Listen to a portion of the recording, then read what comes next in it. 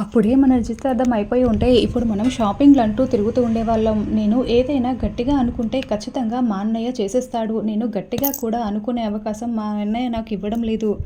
ఖచ్చితంగా మనం అనుకుంటే మన పెళ్ళైపోతుంది అని తార చెప్తూ ఉంటుంది. మీ వైఫ్ మీరు దూరంగా ఉంటున్నారు, ఎలాంటి ప్రాబ్లం రాదని మీరు చెప్పారు, కానీ మీ వైఫే ఇలా ప్రాబ్లం అవుతుందని నేను అస్సలు అనుకోలేదు అని ధృవ అంటే, నా కోసం మా అన్నయ్య ఏమైనా చేస్తాడు. తులాభారం నేను నడిచే దారిలో పువ్వులు చల్లడం ఇలాంటి మా అన్నయ్య నా కోసమే కదా చేశాడు. ఎవరైనా అన్నయ్యలు ఇలా చేస్తారా? అయినా మీలాంటి హ్యాండ్సమ్ హస్బెండ్ నాకు కావాలని కోరుకుంటున్నాను. ఇలాంటి హస్బెండ్ని పోగొట్టుకుంటున్నందుకు మీ వైఫ్ చాలా అన్లక్కీ అనుకో. అయినా నేను ఈ భూమి మీద మెరిసే ఒకే ఒక్క తారని. నేను చాలా గ్రేట్. నాలాంటి లక్కీ చామ్ నీకు దొరుకుతుంది. మీరు నాకు కావాలి అని తార చెప్తూ ఉంటే, మా చెల్లి చెప్తేనే మీతో మాట్లాడదామని పిలిపించాను అని ధృవ అంటాడు. యాక్చువల్లీ నేను కూడా మా చెల్లి కోసమే ఇక్కడికి వచ్చాను. మిమ్మల్ని పెళ్లి చూపులో చూసిన తర్వాత మీరే తన లైఫ్ అనుకొని తన మొహంలో కూడా నవ్వు చూశాను. తన ఎంగేజ్మెంట్ క్యాన్సిల్ అయిన తర్వాత తను చాలా బాధపడుతూ వస్తుంది. ఇప్పుడు మిమ్మల్ని చూసిన తర్వాతే తన మొహంలో నవ్వు చూశాను. మా చెల్లి కోసం నేను ఏమైనా చేస్తాను, ఇన్ఫ్యాక్ట్ నా ప్రాణమైనా ఇస్తాను అని గగన్ చెప్తూ ఉంటాడు. చెప్పండి ఇప్పుడు మీకోసం నేను ఏం చేయమంటారు అని గగన్ అడుగుతూ ఉంటే, దిస్ ఈజ్ సింపుల్ గగన్. ఇప్పుడు మా అన్నయ్య చెప్పింది నువ్వు ఫాలో అయిపోవడమే అని తార అంటూ ఉంటుంది. అదే గగన్, మీరు మీ ఎక్స్ వైఫ్కి డైవర్స్ ఇవ్వాలి లీగల్గా అని చెప్పడంతో, ఇప్పుడు అలా డైవర్స్ ఇవ్వడం ఎందుకు, మేము కలిసి ఉండడం లేదని చెప్పాను కదా అని గగన్ అంటాడు. అంటే లీగల్గా మనం విడాకులు తీసుకున్నామనుకో, అప్పుడు చూపించడానికి ఆ పత్రాలు మొత్తం కూడా ఉంటాయి. భవిష్యత్తులో ఎలాంటి ప్రాబ్లమ్స్ రావు. నేను ఇటువంటివి కొంచెం ఎక్కువగా నమ్ముతూ ఉంటాను. అందుకే నేను మీకు ఇంతగా చెప్తున్నాను. ఇప్పుడు డైవర్స్ తీసుకోవడంలో మీకేం ప్రాబ్లం లేదు కదా అని ధృవ అంటాడు. గగన్ లేచి నిలబడి మరీ ఆలోచిస్తూ ఉంటాడు. చెప్పండి గగన్ అని ధృవ అంటే, నాకు నా వైఫ్కి ఇద్దరికి అనఫిషియల్గా మేము డైవర్స్ తీసుకున్నట్లే, ఎలాంటి సంబంధాలు లేవని చెప్పాను. మీరుంటున్నట్లుగా లీగల్గా డైవర్స్ కావాలని చెప్తున్నారు. ఇది ఒకందుకు మంచిదే. ఇప్పుడు నా వైఫ్కి లీగల్గా డైవర్స్ ఇవ్వడం నాకు ఎలాంటి అభ్యంతరం లేదు అని గగన్ చెప్పడంతో, ఓకే గగన్, మనం పెళ్లి పనులు మొదలు పెట్టుకుందాము అని ధృవ అంటాడు. అలాగే అంటూ గగన్ వెళ్ళిపోతాడు. ఇక తార చాలా సంతోషంగా ధృవని హక్ చేసుకొని చాలా ఆనందపడుతూ ఉంటుంది. బేబీ, మన ఇంట్లో ఎవరు ఊహించంది కొత్త సంఘటన జరగబోతుంది. అదేంటో తర్వాత చెప్తాను, కానీ నువ్వు ఆ భూమిని ఫాలో అయ్యావా, ఫోటోలు తీసావా అని అపూర్వ అంటే, ఇదిగో మమ్మీ తీశాను అని నక్షత్ర చూపిస్తూ ఉంటుంది. మమ్మీ వెంటనే ఇవి డాడీకి చూపించేద్దామా, ఆ భూమిని తిట్టిద్దామా అని నక్షత్ర అంటే, ఇప్పుడు మనం డైరెక్ట్గా చూపించామనుకో భూమిని టార్గెట్ చేశామని మీ నాన్నకి అర్థమైపోతుంది. అలా అర్థం కాకుండా మనం అనుకున్నది చేసేయాలి. ఏం చేయాలో నాకు తెలుసు కదా అని పాత అన్నోన్ నెంబర్ ఉన్న ఫోన్ని చేతిలోకి తీసుకొని ఆ ఫోన్కి పంపించుకొని ఆ ఫోన్ నుండి శరశ్చంద్ర ఫోన్కి సెండ్ చేస్తుంది. ఇప్పుడు చూడు ఏం జరుగుతుందో అని అపూర్వ అంటూ ఉంటుంది. వెంటనే శరశ్చంద్ర ఆ ఫోటోలను చూసి భూమి భూమి అని కేకలు పెడుతూ ఉంటే, అదిగో స్టార్ట్ అయిపోయింది, పద బేబీ వెళ్దాము అని అపూర్వ చాలా పైశాచికంగా నవ్వుతూ వస్తూ ఉంటుంది. ఏంటి నాన్న అని భూమి రావడంతో, నీ నోటితో నన్ను నాన్న అని పిలవకు, ఎన్నిసార్లు చెప్పాలి, నీకు బుద్ధుందా? మళ్ళీ ఆ గగన్ గారిని కలవడానికి వెళ్ళావా అని శరశ్చంద్ర తిడుతూ ఉంటే, నాన్న నేను కలవలేదు అని భూమి అబద్ధం చెప్తుంది. నోర్ముయ్, మరి ఈ ఫోటోలేంటి అని భూమి గగన్ నిలబడిన ఫోటోలని శరశ్చంద్ర చూపిస్తూ ఉంటాడు.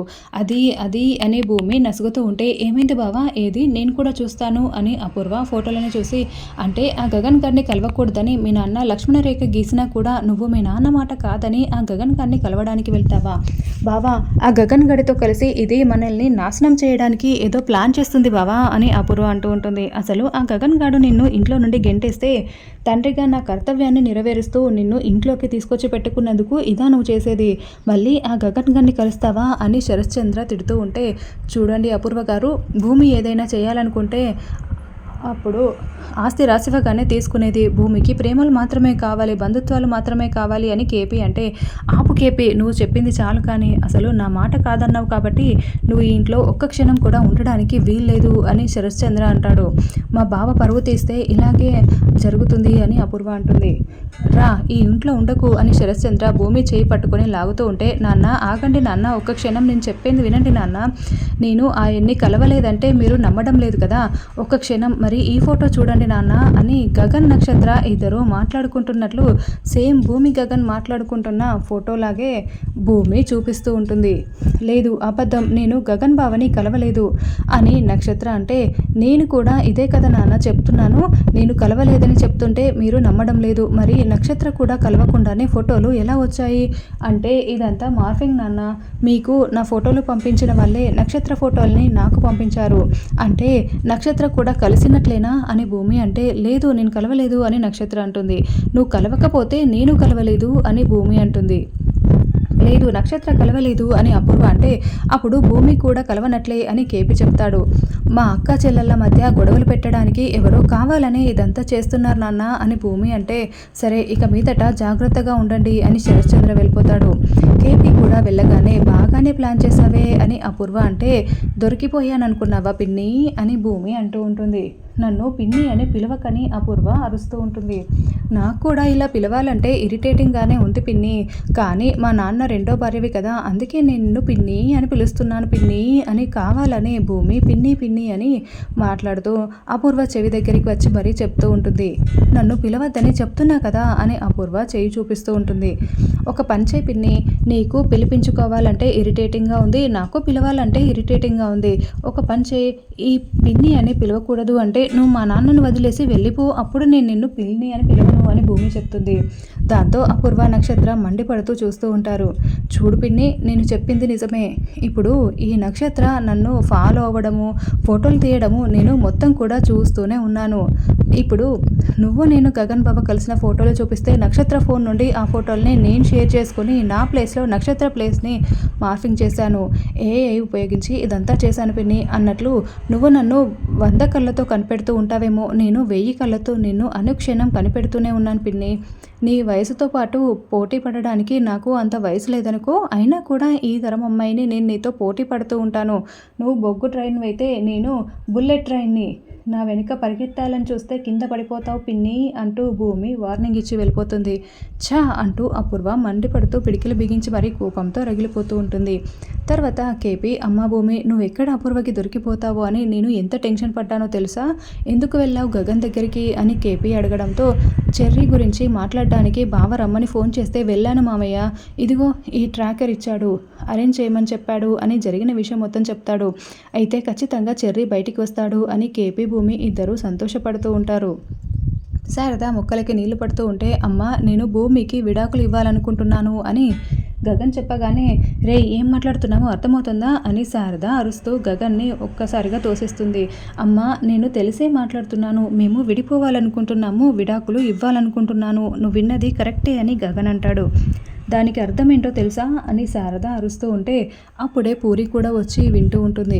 అవును, మనస్ఫూర్తిగా ఇద్దరం కలిసి బ్రతకలేనప్పుడు మనం కోర్టు ద్వారా తీసుకునేవి విడాకులు అని గగన్ చెప్తూ ఉంటే, నువ్వు పుస్తకాల్లో చదువుకున్న దాన్ని నేను అడగట్లేదు, అసలు ఎందుకు విడాకులు ఇవ్వాలనుకుంటున్నావు, భూమి ఏం తప్పు చేసింది అని శారద అంటే, అమ్మ కుండ మార్పడి పద్ధతిలో ఇప్పుడు ధృవ తారల పెళ్లి జరగాలంటే మేము విడాకులు తీసుకోవాలి, అర్థం చేసుకో అని గగన్ అంటే, లేదు నేను ఒప్పుకోను, భూమి ఏ పాపం చెయ్యలేదు, నువ్వు విడాకులు ఇస్తే అస్సలు అంగీకరించను అని శారద అంటుంది.